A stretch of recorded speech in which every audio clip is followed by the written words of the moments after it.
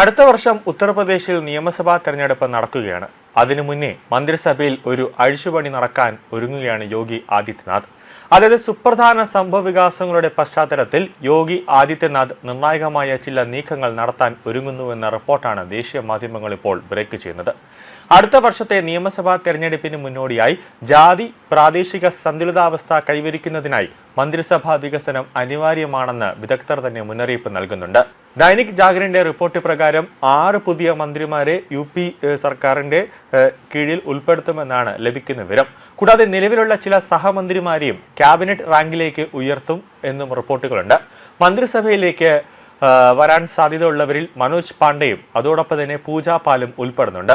ഇരുവരും സമാജ്വാദി പാർട്ടിക്കെതിരെ മത്സരിച്ച് രാജ്യസഭാ തെരഞ്ഞെടുപ്പിൽ BJP സ്ഥാനാർത്ഥിക്ക് വോട്ട് ചെയ്തിരുന്നു. നിലവിൽ ഉത്തർപ്രദേശ് സർക്കാരിൽ മുഖ്യമന്ത്രി യോഗി ആദിത്യനാഥ്, ഉപമുഖ്യമന്ത്രിമാരായ കേശവ് പ്രസാദ് മൗര്യ, ബ്രിജേഷ് പഥക് എന്നിവരുൾപ്പെടെ ആകെ 54 മന്ത്രിമാർ ഉണ്ട് എന്നതാണ് ശ്രദ്ധേയമായ കാര്യം. സംസ്ഥാനത്ത് പരമാവധി 60 മന്ത്രിമാർ വരെ ഉണ്ടാകാം എന്നതാണ് നിയമം.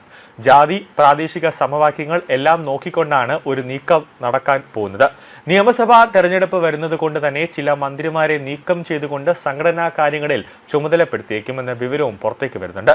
സംഘടനയിൽ നിന്നുള്ള ഏതാനും നേതാക്കളെ മന്ത്രിസഭയിലേക്ക് കൊണ്ടുവരാനും ആലോചന ഉണ്ട് എന്നാണ് ലഭിക്കുന്ന വിവരം.